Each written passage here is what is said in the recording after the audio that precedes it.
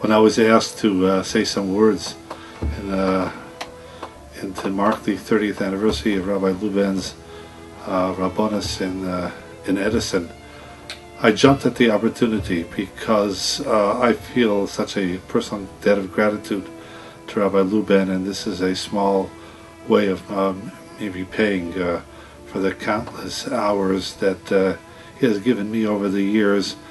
He is my go-to man when I need something to say, or want to bounce something off of somebody, or I would like a critical peer review. Rabbi Luban is the man to go to, and he does this without expecting any type of mention. In fact, at the Siyum Hashas recently, when I mentioned his name, he was in fact upset with the fact that I said something in his name. Koyol Gadol V'lo Yosef, a mighty voice below Yosef.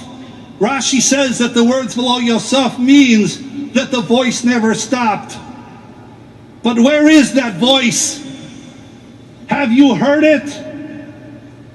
My good friend Rabbi Yaakov Luban told me that he heard from his Rebbe, Rabbi Yisvei, who heard from his Rebbe, Rabbi Kotler, that voice is the voice of the Ribono Shel Olam talking to man through the Torah. Rabbi Luban is someone who's a rare breed that brings all of these qualities to the table. He's a first-class lamdan, who, and the definition of a lamdan is not only a person that can learn, but does learn. He's a person that is always writing his chidushim. His knowledge is extensive. He knows all over. He's a Baal Halacha. He can paskin a shayla. But all of that is contained in such a beautiful person with sterling midas, and a person that I know for a fact, many people when they get to a certain age, I am who I am. Rabbi Luban is a person that is constantly working on himself, a person who learns Musar. Learning Musar is because people want to improve themselves. So when you have such a combination of Talmud Chacham, of Lamdan, of Yirei Shamayim, this pious person, a Baal Midas, and a person that's a Pikeach on top of that. Sometimes you have all of the above, but the person not very wise. But when you have all of the above, and in such a wise person, Rabbi Luban has told me, as any Rav will tell you, Rabbanus has its challenges, and sometimes Rabbanim are not treated with almost always the right derech eretz, and their inclination is to lash out and to put somebody in his place. Rabbi Luban never does that, and the reason he doesn't do that is because he knows it's not successful. But because he's learned how to do that, so therefore he's celebrating 30 years of Rabbanus with the same shul.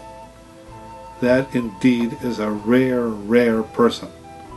And therefore, my message to you, his Kehillah, that you are fortunate to have such a unique and multi-talented person, and it's in such a sweet and caring and kind person that's honestly concerned about his congregants and will do anything for them. And really, he is a unique personality. I'm privileged to call him a friend, and you all should be feel privileged to have him as your Rav.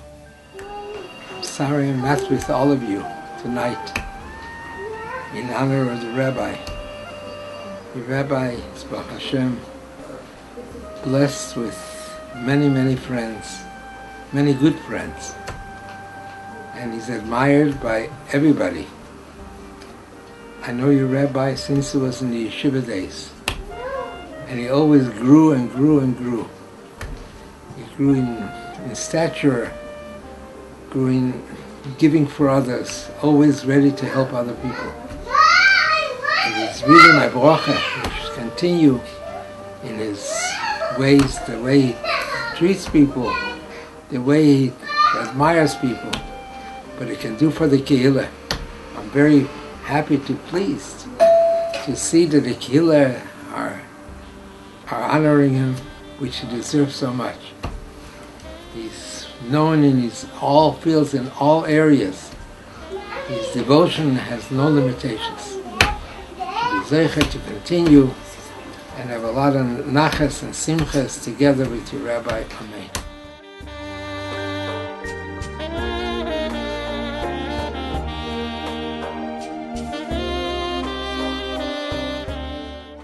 So I'm Jonas Weiser.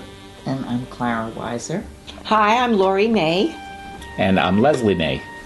I'm Rochelle Dessau. And I'm Ralph Dessau. I am Ricky Kreitman. I'm Yosef Schreiber. This is Marcia Schreiber. Miriam Ravitz. I'm Ava Weiss.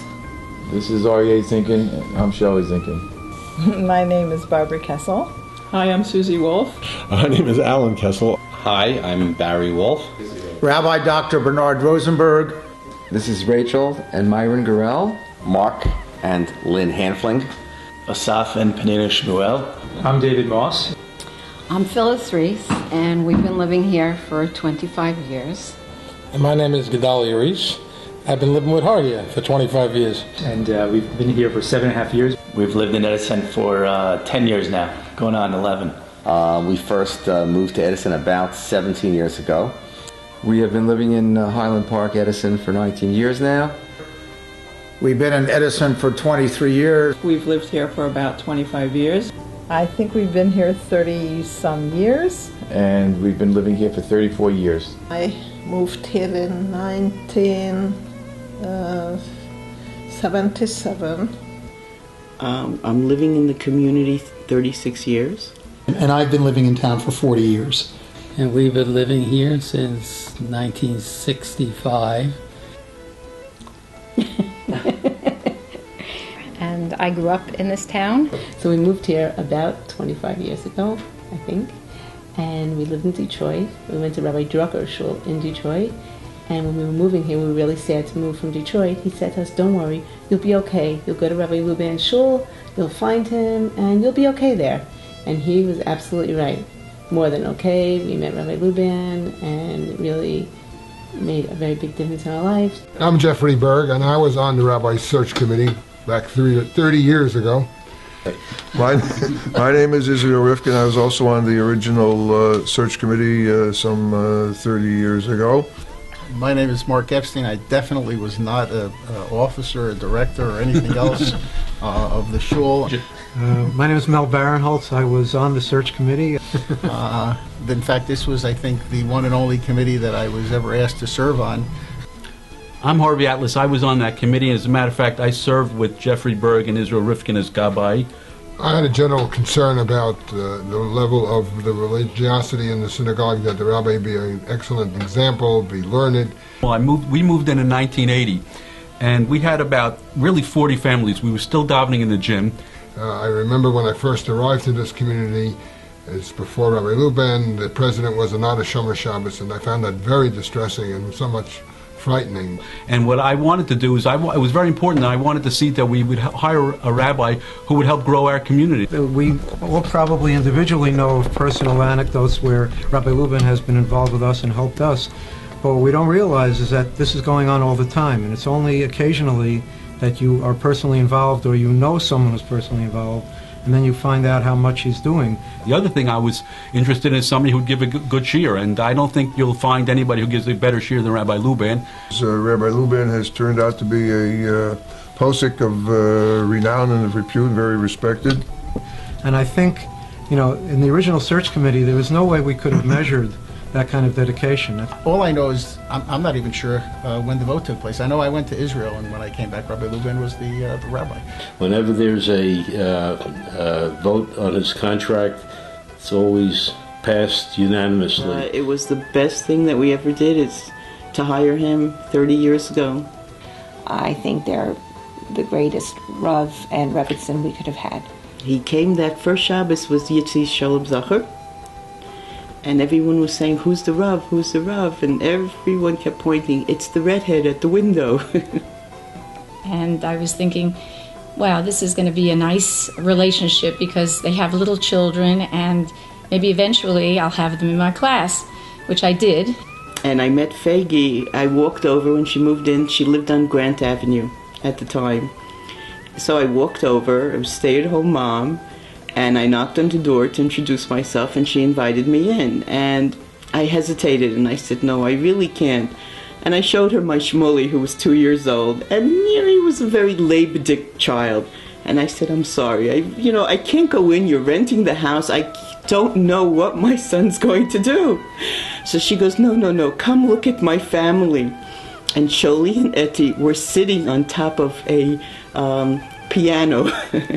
And I turned around to Fegi, I said, Fegi, we're going to be good friends. I think we were very impressed when, in his early years, at least 25 years ago, we had a class right here at this table, which was conducted by Rabbi Luban for the college kids that went to Rutgers at that time. We would call them for shilas, they would call me for directions. None of them know how to get anywhere. You hear of many communities where the rabbis don't get along. This one gives a hashgacha, the other one doesn't accept it. But somehow when Rabbi Luban came, all of that ceased. I found it uncomfortable almost that there was a sense of divisiveness and competition between the shuls. You were almost defined by which shul you went to. You went to OT, OE, AA, whichever. And if you belonged to one, you belonged to that one, and there was really very little interaction between the shuls. When Rabbi Luban came, there was a major shift in the entire attitude of the community. That kind of open discussion and open representation and just the force that he had, convincing people that that was the right course of action, I think defined Highland Park Edison as a community of Achdus. Well, our good fortune here is because of the atmosphere that he has helped to create. In this community, there are people of all types, and everybody really respects each other. And that I have not seen in many, many years. We've lived in other places where that goes to the Rav of our shul. As you all know, I have a conservative shul, even though my family is Orthodox. And Rabbi Luban has gone out of his way to make sure that my family feels very comfortable in this community. The shuls began cooperative programs. Rabbi Luban is the one that instituted the idea that, for example, on Shavuos, that rather than having one rabbi or a group of people from that one shul giving the shiurim, that rabbis from each of the shuls would crisscross across the community giving shiurim. We heard a shiur in Eretz Yisrael not too many years ago where a Rav stood up and said, it's so very hard to find unity. There are very few communities that are unified, and I mean other than Edison. One of the bright spots in my having been president was allowing me to deal on almost a daily basis with Rabbi Luban. And as every president who has been one for the shul gets to realize how much effort that the rabbi puts in, how much of his time and his heart he puts in terms of dealing with members of the congregation. So it was really a very fortunate period of time for me to be able to know him better. I think I modeled my approach to the presidency very much after the rabbi's example. Rabbi Luban helped me survive the presidency by showing me that machlokas really should be avoided at all costs. And a person's individual honor or individual kavod in a certain situation can be sacrificed in certain situations for the sake of achdus and for the sake of shalom. And if Rabbi Luban, as a great Talmud Chacham and a community leader, can do that, then I certainly, as president, could and should let things roll off my back. Rabbi Luban's philosophy is very simple. What can be done to help people? One thing about Rabbi Luban is his selflessness and always thinking about other people. And the way that he welcomed us, as if we'd been here forever. He understands people, he understands what people need, and he's able to somehow anticipate those needs. His understanding in all problems, all issues. Rabbi Luban was able to talk to all people and understand their fears, their ambitions, their dreams. The stuff that you know that you're counting on your rabbi for, and then the things that you don't realize that you need your rabbi for. One of the things, the main things one can learn from interacting with the rabbi and observing the rabbi is how to interact with people and how to deal with people. We are all adults and we think we really know how to interact with people, but until one has been with the rabbi on a close basis for an extended period of time, one doesn't know how much one doesn't know about interacting with people. The times that we've had issues in the family, and I'm thinking specifically of illness, and I'm thinking of my late father, Olav Shalom, and my mother, Tichya, when I kind of closed ranks and I didn't share with him what was happening in the family, but he heard about it and he was so proactive. He called me up, I can't tell you how many times. But the rabbi, he doesn't even wait to see if I should call him about something. He calls and he asks. When a woman, such as myself, goes over to Rabbi Luban's house and starts crying, he doesn't flinch. All he does is he passes you with the tissues and he lets you cry for a while, and then we go on. Goes back about 18 years ago when my father passed away. My father passed away in Brooklyn around 7 p.m. and my mother immediately said she wanted Rabbi Luban to do the hesped. My mother passed away. He was new in the community. He really didn't know my mother, but he had the most beautiful speech at the time. And my mother said, in 120 years, when I'm not here and it's time for my hesped, I want you to get Rabbi Luban to do mine as well. On the other hand, I remember him, Baruch Hashem, we've had 2 weddings recently, and I remember very intensely dancing with him, and his profound happiness for us and for our family was very striking and evident. And there's just something else, that when Rabbi Luban, if you ask him a shaila, I'm sure he knows the answer to the shaila, but I think he just doesn't want you to feel badly. So he says, you know what, I'll look it up. I'll let you know tomorrow. He will never give you an answer right away. He always says, let me call, let me think, and he checks it out. He was very kind and very caring without in the least ever compromising halacha. And he always answers in the most sensitive way and in a very personal way. Many people who don't necessarily belong to OT will call to ask him shilas. I know we've been to people I didn't even know that they knew him, said, I have to call Rabbi Luban to find out what he thinks about this. My daughter moved to Passaic, and she has some incredible rebbeim there. And to this day, she's now married and living out of the community for 10 years. To this day, she freely calls the rabbi and the rebbitzin. He was always there for you if you had a question, or if you wanted to know if something was kosher or not. Sometimes you wanted to ask, sometimes you didn't want to know the answer, but he was the right guy to ask. I know all 5 or 6 of his phone numbers by heart, as well as the email address by heart. I am the right wing of the conservative movement, and there are a lot of kosher questions that are always asked, and I must tell you, most of these rabbis did not go to IU, and they're very clueless about kashrus. So when it's a very difficult question, I ask Rabbi Luban, because he's the maven of all mavens on kashrus, and I want you to know that the conservative movement does not know this, but they're getting the answers from Rabbi Luban. I think that Moshe asked probably the most shilas in the whole shul. Rabbi Luban, I do have to apologize for that. And we keep a book of all his answers.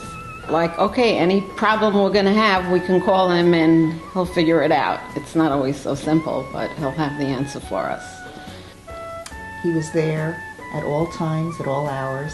He is tireless He's always made himself available to me at all times of day and all times of the night. Unfortunately for him, it's usually times of the night. Many times he would want me to return his call, and he would say, just call me 1 or 2 in the morning. That might be the best time to reach me. Often I'll be online at 1 o'clock in the morning and send out an email, and Rabbi Luban responds to it. And sometimes I would talk to him late in the evening, and I said, well, it's almost 11 o'clock, I'll call you tomorrow. And he would say, no, you can call me until 3 or 4, we're up all the time. He's up at crazy hours. When he was traveling on the train a few years ago, and I was traveling with him, not once but twice, he fell asleep in the morning train and made it all the way to Sunnyside Yards, where he had to manage to extricate himself. So we always would try to make sure that we got somebody to wake him up. You know what they say, behind every great man is an amazing woman. And Fegi Luban is an amazing woman. He's just an incredible Rav, and so is Fegi, an incredible Rebbitzin. From her Anivizdik, from her Balbatishkeit, from her Feinkeit, I hope some people out there understand Yiddish because it's the best expressed in Yiddish. When we first came here, Fegi especially was so gracious and welcoming to us. Usually Fegi and I could talk for hours because she is so warm, and usually we don't because Rabbi Luban will pull her away. And not because he's being rude, usually because they have to go run off to another simcha or something else that they have to go attend that evening. It's amazing how we all know that he can be at 3 or 4 different simchas all over the state and in the 5 boroughs as well as Long Island. I look forward to dinners because when Rabbi Luban speaks, when he speaks in shul, it's usually serious. But when he speaks at dinners, I like that comic relief. And his best speeches are at the shul dinners. I can't explain it. He's a funny guy. I also think that the rabbi is a very cool dude. He is a comedian, a born comedian. He's been also very supportive in our NORPAC events that we've had. There was actually one criteria of mine that Rabbi Luban met, and that was that he was very pro-Israel and loved Israel and was in favor of that. He's been going to the NORPAC missions for the last, I would think, about something like 8 years, and that's incredible because he has very little time to himself. Even when we went down to Washington for our NORPAC trip, he felt the need to do exercise and wanted a speed walk between the congressional offices. Tremendous hakaras hatov, and so bench him. Go ahead. He'd rather have a bracha from the doctor. They should continue everything that they're doing. There should be the gentleness, the sweetness, and the giving that they have provided this community for the last 30 years. If the Lubans would get back from the community in terms of nachas, in terms of bracha, in terms of success, that half of what their being here has bestowed upon the community over the past 30 years, they will be incredibly blessed.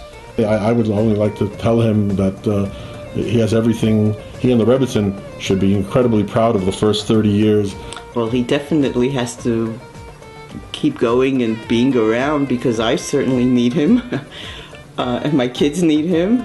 So I give him that bracha to continue on, if not just for me, for the whole community. He's there for us. I just want to say that I hope and pray that Rabbi Luban and Fegi are healthy and well and continue to be able to serve our community for many years. Amen. And may they always be continue to be blessed with good health, with arichas yamim v'shanim, with nachas from their children and their grandchildren, and nachas from their community that they've built and developed over so many years. Hashem should give them long life, good health, and nachas from all their children and the Einiglach. Ad Me'ah Esrim, they should enjoy their children, their grandchildren, Im Yirz Hashem, their great-grandchildren. Amen. And he should keep on trucking with us and do his best. Biz 120, but I don't think he would last that long in our show, but you never know, we can give it a shot. So we absolutely want them to make a good hesped for us. So, And thank God his kids can't drive, so I have a lot of work to do. I love hearing Rabbi Luban's drushes in shul. Drushes are usually bedtime stories for me, so I really can't comment on those. I definitely won't use that. Look at you, all nervous. I'm just Bubby's nervous. Total fool of ourselves. Gonna be the first time. Yeah. Anything else that you wanted to say? No, I'm sweating already. All right, everybody needs to laugh. Right there.